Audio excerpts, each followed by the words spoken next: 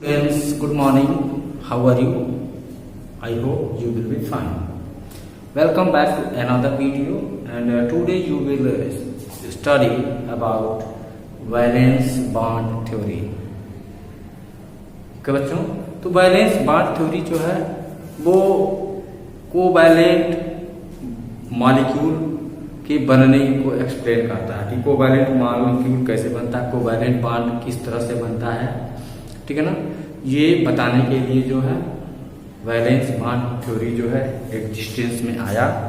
तो आइए हम इसको शुरू करते हैं दोस्तों, वैलेंस बॉन्ड थ्योरी, ठीक है। इसके जो मेन पॉइंट्स हैं, सबसे पहले ये आपको बता देते हैं main points of valence bond theory. Main points of valence bond theory।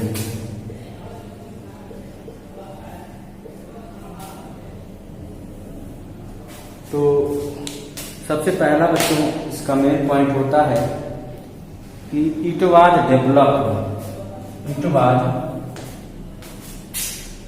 developed by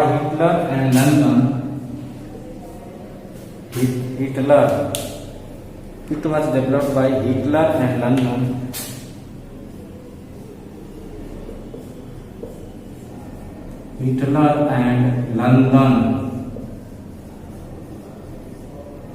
Hitler and London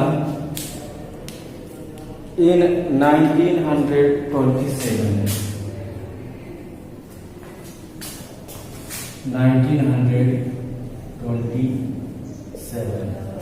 ठीक है, 1927 में इस थ्योरी को डेवलप किया गया था हिटलर और लंदन के द्वारा। And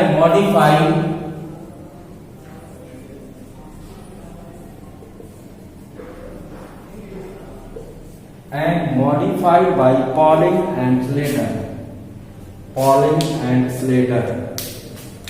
Pauling, P-A-U-L-I-N-G, Pauling and Slater। Okay, Pauling and Slater in 1931।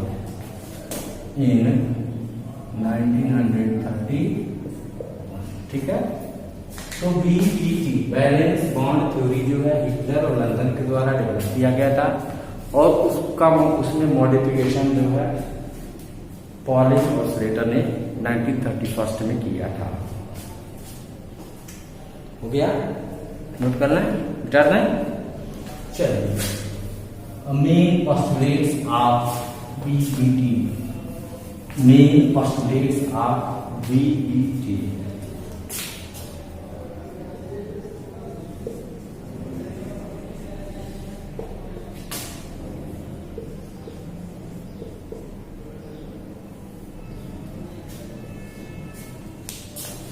दोस्तों, ये VBT क्यों आया था? कोवैलेंट बॉन्ड बनने को एक्सप्लेन करने के लिए, ठीक है। VBT explains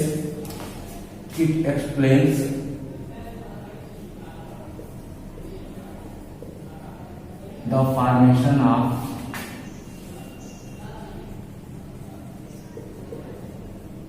covalent bond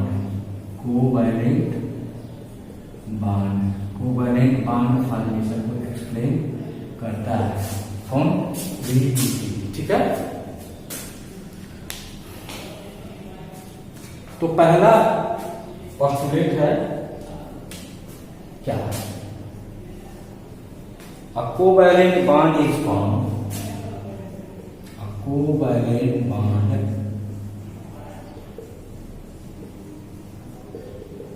formed by overlapping।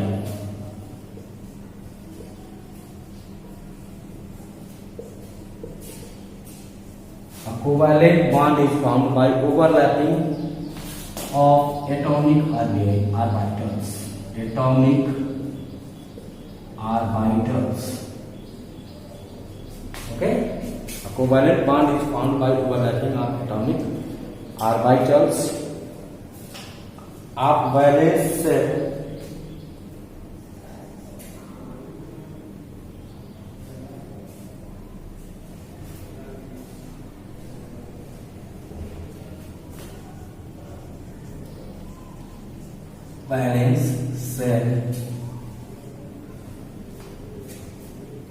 of the two atoms.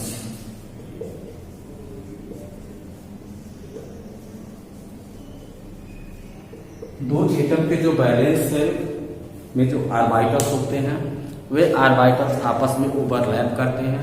इस तरह से ओवरलैपिंग ऑफ एटॉमिक ऑर्बिटल्स से कोवैलेंट बॉन्ड फॉर्म होता है। ठीक है, दूसरा पॉइंट है दोस्तों, दूसरा कि orbitals having unpaired electrons, orbitals having unpaired electrons, कोई भी ऑर्बिटल ओवरलैप करके कोवैलेंट बॉन्ड नहीं बनाता। Orbitals having unpaired electrons, okay, इनमें अनपेयर्ड इलेक्ट्रॉन्स होते हैं और वो भी आप एंटी स्पिन, स्पिन उनका कैसा हो, एंटी हो। एक एटम के ऑर्बिटल में एक इलेक्ट्रॉन, जैसे मान लीजिए एक एटम का एक इलेक्ट्रॉन इस तरह से कर रहा है, दूसरे एटम का एक ऑर्बिटल है उसमें एक इलेक्ट्रॉन एंटी स्पिन कर रहा है। अब ये दोनों ऑर्बिटल क्या होंगे, ओवरलैप करेंगे और ओवरलैपिंग से कोवैलेंट बॉन्ड बन जाता है। Anti spin overlap, okay, with each other.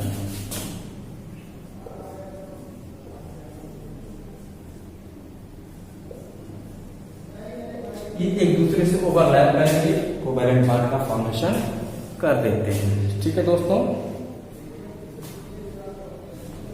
तीसरा है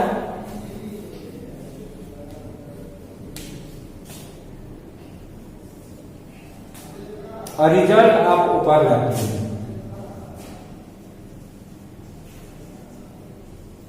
a result of overlapping, overlapping के रिजल्ट से क्या होता है, there is maximum electron density,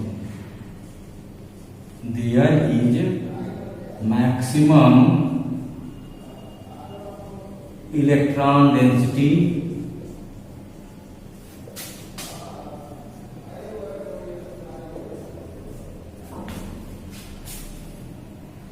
somewhere between the two atoms, somewhere between the two atoms,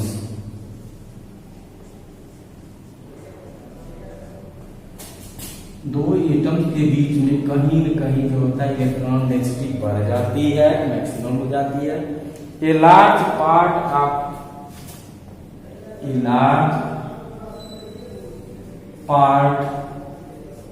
of bonding, a large part of bonding force comes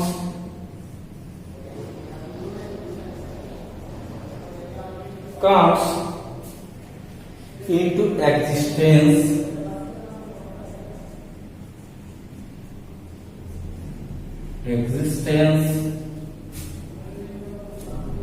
from the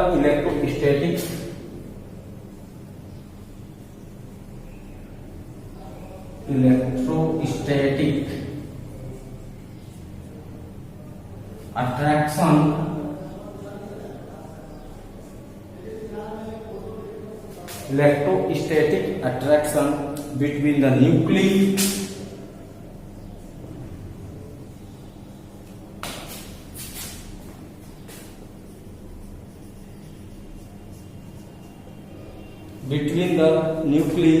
nuclei, okay, and the accumulated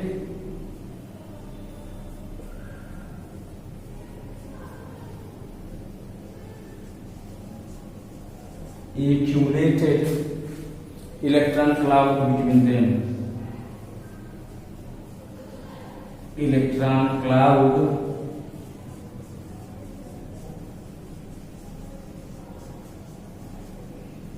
between them.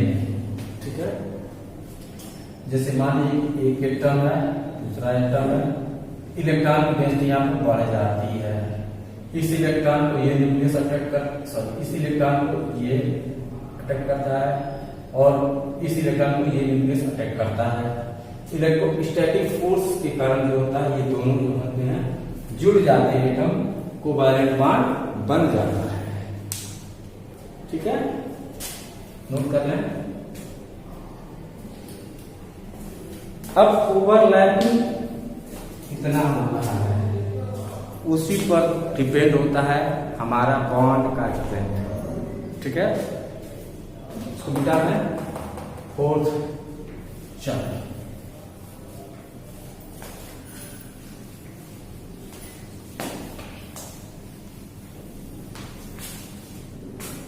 तो fourth point है बच्चों,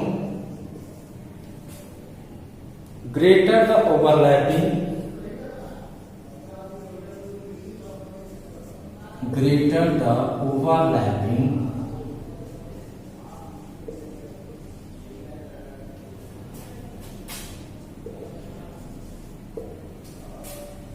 lesser will be the bond length. Lesser will be the bond length. ठीक, bond length कम हो जाता है। More will be attraction, more will be attraction,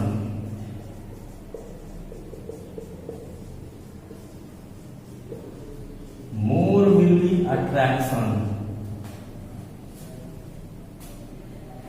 and more will be bond energy, more will be bond energy.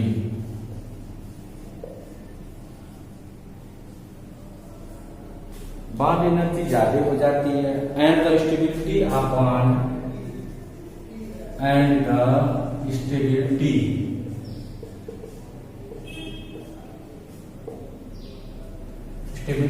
Of the bond will also be high.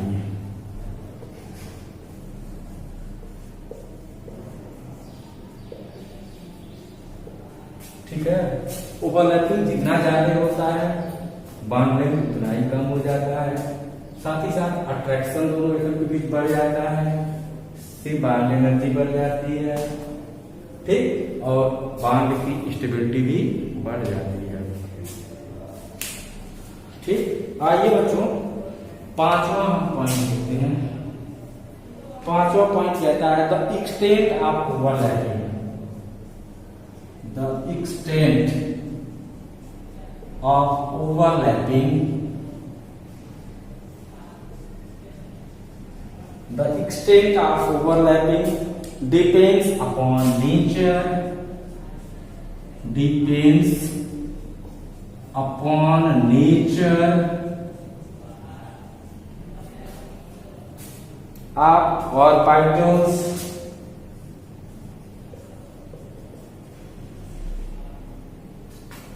Orbitals के nature पर भी depend करता है। Involving in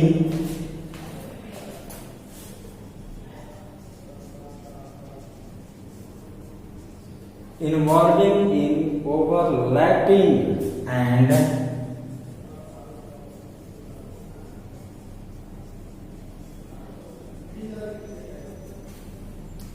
nature of overlapping.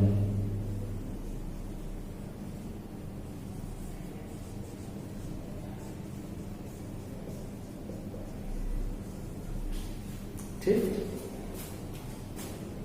देखो दोस्तों, P orbital का overlapping होगा तो सबसे ज्यादा जो होता है यदि हेड ऑन ओवरलैपिंग होता है तो सबसे ज्यादा स्ट्रांग बॉन्ड होता है। उसके बाद sp,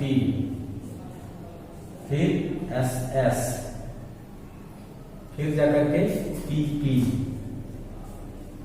यहां पर एक बात ध्यान देने वाली है, ये इन तीनों में क्या होगा, हेड ऑन ओवरलैपिंग होगा। हेड ऑन ओवरलैपिंग होने से स्ट्रांग बॉन्ड बन जाता है। कौन सा बॉन्ड बनता है बच्चों? सिग्मा बॉन्ड बनता है।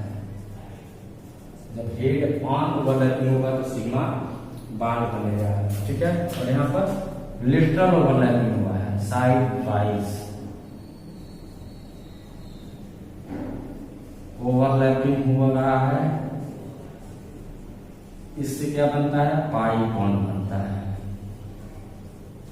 ठीक। इसको नोट कर लें आप लोग। सिग्मा बॉन्ड स्ट्रॉन्गर बॉन्ड होता है, पाई बॉन्ड वीकर बॉन्ड होता है। बॉन्ड एनर्जी इसकी कम होती है, इसकी बॉन्ड एनर्जी ज्यादा होती है। सबसे ज्यादा पीपी वाला बॉन्ड होता है, फिर एसपी वाला होता है स्ट्रॉन्ग, फिर एसएस वाला होता है, ठीक। नोट कर लें, मिटा दें। चलो अब 6 पॉइंट बच्चों हम समझाएंगे आप लोगों को।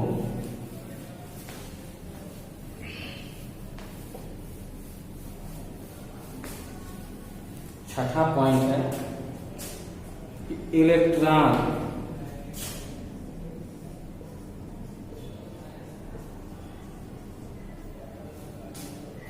which are already paired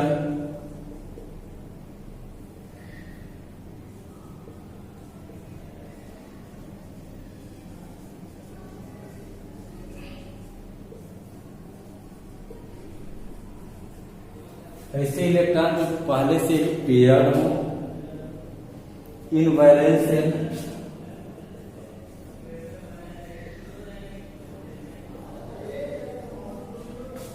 valence shell can enter into bond formation, can enter into bond formation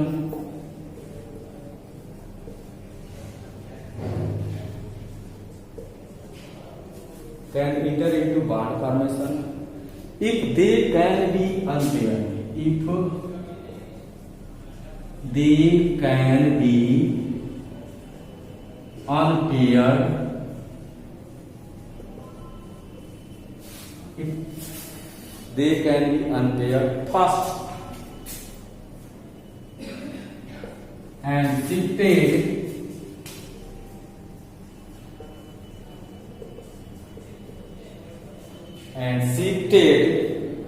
to vacant orbitals,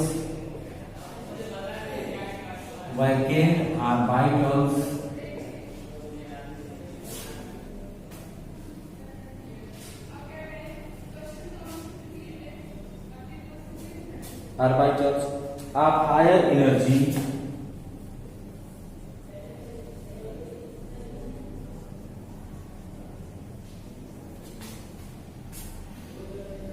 of the same valence shell, of the same valence shell.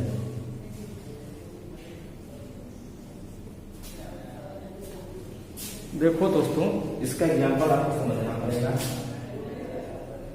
BF3 boron का atomic number होता है 5, electronic confirmation करें 1s2 2s2 2p1। तो एक ही देखें, ये जो balance का जो इलेक्ट्रॉन होता है वही होता है बॉन्ड फॉर्मेशन में भाग नहीं तो पार्टिसिपेट करता है। ये 2p में क्या है,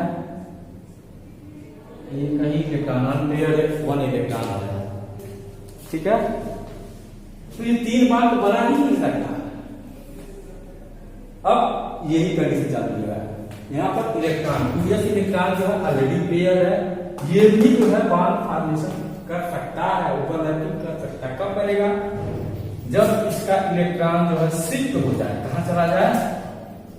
इससे हायर एनर्जी वाले ऑर्बिटल में सेम सेल हायर एनर्जी वाले ऑर्बिटल में जब ये शिफ्ट होगा तो आपका इस तरह का स्ट्रक्चर हो जाएगा। इसमें भी अनपेयर्ड इलेक्ट्रॉन और इसमें भी अनपेयर्ड। अब 3 अनपेयर्ड इलेक्ट्रॉन्स हो गए।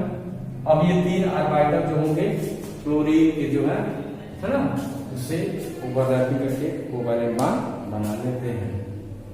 ऐसे ही हम मीथेन का एग्जांपल ले सकते हैं। कार्बन का एटॉमिक नंबर 6 होता है, 1s2 2s2 2p2। देखें इस s वाला 2s वाला इलेक्ट्रॉन पेयर्ड है और 2p में 2 इलेक्ट्रॉन जो है अनपेयर्ड है। तो ये 2 ही बॉन्ड बनाना चाहिए, लेकिन देख रहे हैं कि 4 बॉन्ड बना रखा है। क्या होगा, यहाँ पर जो है ये इलेक्ट्रॉन जो यहाँ पर शिफ्ट हुआ होगा, ठीक है, जिससे 4 अनपेयर्ड इलेक्ट्रॉन हो गए होंगे। अब ये जो है बॉन्ड फॉर्म कर सकते हैं। ये ओवरलैपिंग कर लेगा, ये भी ओवरलैपिंग करेगा, ये भी ओवरलैपिंग कर लेगा, ये भी ओवरलैपिंग कर लेगा, ठीक।